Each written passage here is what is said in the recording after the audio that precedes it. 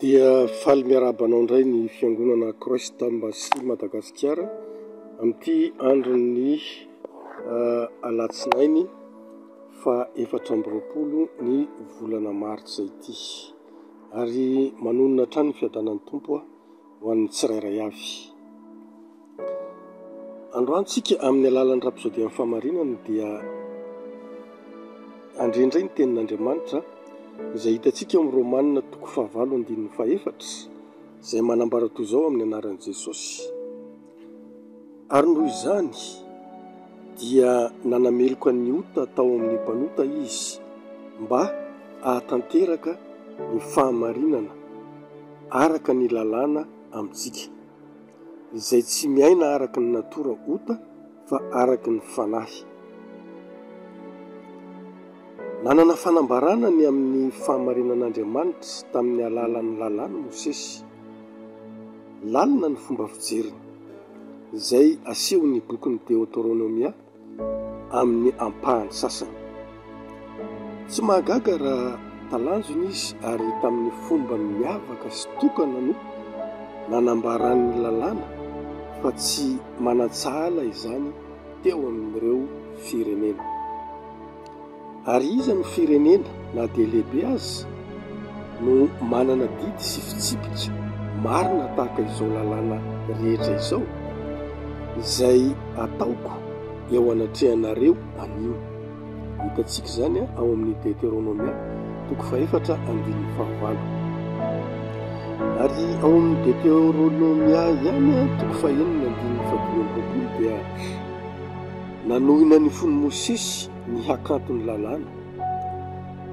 Tsy mihevitra izany ho toy ny vesatry ny fitsipika tokony ankatoavina izany, fa taratry ny fahamarinan'Andriamanitra mahagaga. Nilaza tamin'ny vahoaka izy fa ny fitandremana ny didy no fahamarinan'izy ireo, ary ho fahamarinantsika ny mitandrina anaraka izany didy rehetra izany eo anatrehan'i Jehovah Andriamantsika isika, araka izay efa nandidiany antsika.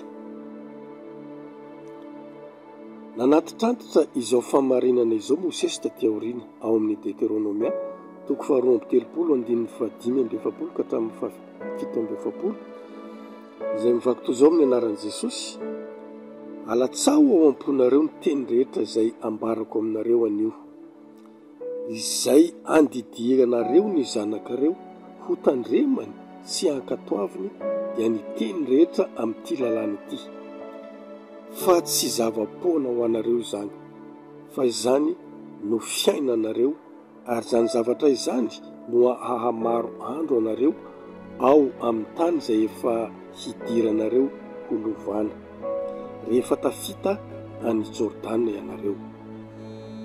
Nomeny hasina toy ny aina ny lalàna, ary nanentana ny vahoaka izy mba hanao arak'izany.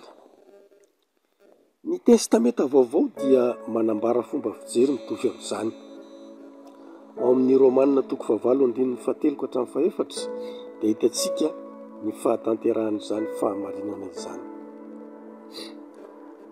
Amin'ny alalan'i Kristy manao hoe: fa izay tsy hainy lalàna satria ny nofo no nahalemy azy, dia vitan'Andriamanitra tamin'izy naniraka ny zanany, naka ny endriny, naka ny hendriky ny nofo ota sy ny amin'ny ota, ka nanameloka ny ota tao amin'ny nofo mba ahatanteraka ny fahamarinana ilain'ny lalàna amintsika, izay tsy mandeha araky ny nofo fa araky ny fanahy.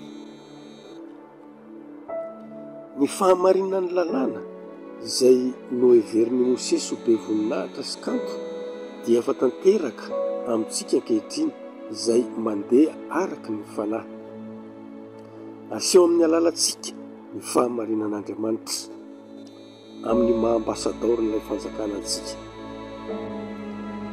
dia manitatra ny fahamarinany sy ny fiadanany ary ny fifaliany amin'ny firenena maro isika.